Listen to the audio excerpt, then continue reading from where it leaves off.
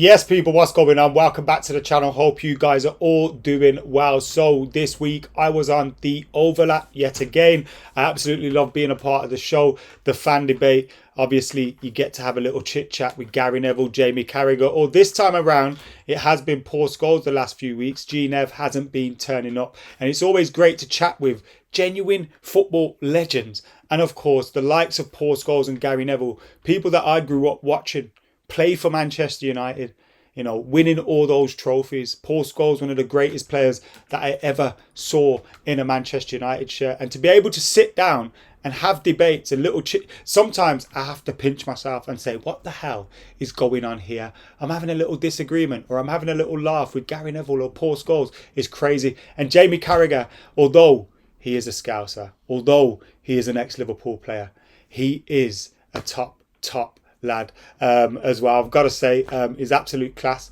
and I love being able to obviously have debates with him as well. Now, this week we had a little chat with Paul Scholes about what's going on at Manchester United, and he seemed to make a little point that he thought the Ligt wasn't much of an improvement on Maguire, and clearly I'm not going to agree with him on that, and I didn't agree with him on that. So yeah, have a little sit back, relax. Here's some of the clips from the overlap this week on the fan debate, but also you can go and check it out, the full video on the overlap. Go and check that out. And there's another video coming out next week too, where we do some unpopular opinions, so keep it locked for that. But yeah, enjoy this clip. Was it frustrating the weekend because you actually played really well? I thought we were really good on Saturday, or whenever it was. I thought we played really well, apart from the last 20 minutes where I thought he got his substitutions wrong.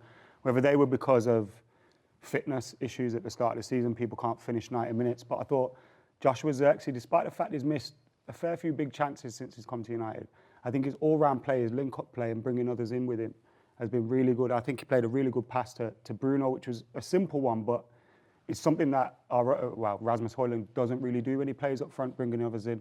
So I thought there were good signs in that first half, but ultimately we dropped 2 points and we didn't get a result, despite the fact it could have been 3 or 4 at half time. But I am weirdly more confident after that game. Weirdly, I am an optimist, and I'm the yin to Scholes' yang a little bit. But like the football, like De Ligt and Lisandro Martinez is, I think he's pretty. That partnership could build into something. I think De Ligt's shown big physical presence, good leader, good on the ball, decent threat in the opposition's box as well. I think Mazraoui's been a really good deal for us at 13, 14 million, I think it was. He looks good. And then I think we've just got to get the balance right in the midfield. So like Scholes said, we need someone to control it, but we also need to get Ugarte in. You know, we need to get Cobby playing well. I mean, I'll ask Scholes, I mean, what was the hold up there, you know, in terms of not getting... I mean, listen, I don't know. Wouldn't you want to get him in as quickly I think as maybe possible? because he went away, he joined, he didn't play the first game, he went on the international break, and then he must have come back from South America. He came for the Liverpool game, didn't he? Yeah. Announced on a pitch Liverpool game, and he's obviously gone away with Uruguay. And with them South Americans, you know, it's like an international break. They don't come back till a Friday sometimes. I mean, I think we play 12:30 on the Friday at Southampton, on the Saturday at Southampton. Yeah. But I think Ten Hag's a bit like that when he's new players. He seems to take a little bit of time to bring him in. De Ligt was the same, didn't he? Remember when Casemiro first came? He was on the bench. Well, De Ligt was the same as well, wasn't he? The only one I think because Maguire had a good pre-season and he played a lot, and De Ligt didn't have much of one. I think he went with that. He couldn't wait to get De Ligt in instead of Maguire. Yeah, I mean, he just waited for the opportunity. And look, in all honesty, I'm not sure it's that much of an upgrade. I think you it is Scholesy. It is. Maguire turns like a lorry, man. Like, see, like he's got the turning circle of a lorry. He's not really good on the ball. Sorry? Who's De Ligt played against? But he's still a lot better of a player. Like, he didn't need to play this season for me to know he's a better player than Harry Maguire. They played against Southampton, you know. I think Maguire would have been fine against Southampton, don't you? Maybe, but De Ligt's just a better player. Like, there's nothing that can convince me that Maguire's better anymore, as good as him. He might be slightly better, but it's not a massive improvement where you think, wow, is it? I think it is. You're looking at a player that thinks he belongs in a United shirt, I think Maguire don't. Look, United are struggling forward-wise, aren't they? They're struggling for goals this year. They scored 5 goals, 3 of them were against Southampton. Chances missed. I think we've missed like 17, and the closest to us is 12. That probably tells you the forwards maybe just aren't good enough.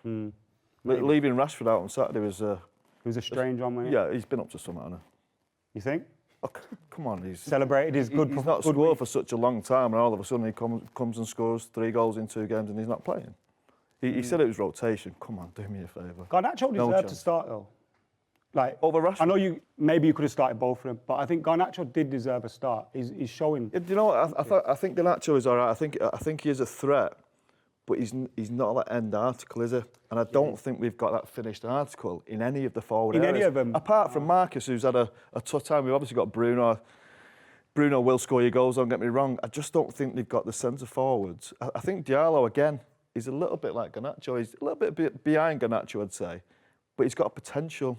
We're all very raw in it. We're all very raw, yeah, and too much potential along the front line. You think of Ireland last year, again, it's potential. I'm not looking at him thinking, wow, we've got a centre forward here, 25, 30 goals. I'm not thinking that. Xerxes come into it, and I agree with you, he does bring people into play a lot more than Hoyland does, but is there that massive goal threat there? I know we had a couple of chances against Liverpool, which the keeper saved.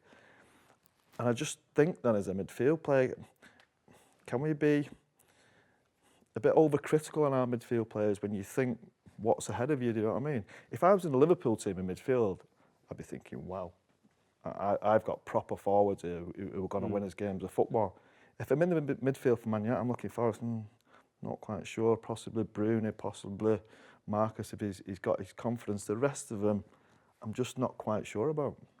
I'm positive about them. I think you're right. I'm not I think negative they're very about raw. them because I don't think they're at the I think they're very time now raw, where but they're not finished article. They're still young players. They need those experienced heads around them. Maybe you need an experienced striker. But I think where are we going to finish in the league then? Sorry? Where are we going to finish in the league? Oh, don't do this to me, man. Will we beat 8th? You'll beat 8th. If that's the question, we'll beat 8th. No, that wasn't the question. I'll go. Yeah, I can answer that one. I'll be optimistic and say 4th, but I know you're saying it, you don't believe it. It's going to be difficult. It's going to be difficult. But I think we showed some signs on Sunday. Look, they will get better, don't get me wrong. Once Ugarte comes into he might improve stuff, but he'll improve legs and he'll tackle, he'll try and get around the pitch, but I still think... I go back to what you said at the start of the season at Man United, and it sort of stuck in my head. And it's maybe one of the reasons why I think he might be playing Eriksen. You kept going back to not having this holding midfield, almost someone to control the game. Basically, someone like you said, but there's someone to actually get on the ball, be in that position, actually control the games. It's always been end-to-end. Well, I think that has happened the last couple of weeks. He have got a little bit better since Eriksen's come into the team. In them first 2 or 3 games, he didn't play and they were all over the place.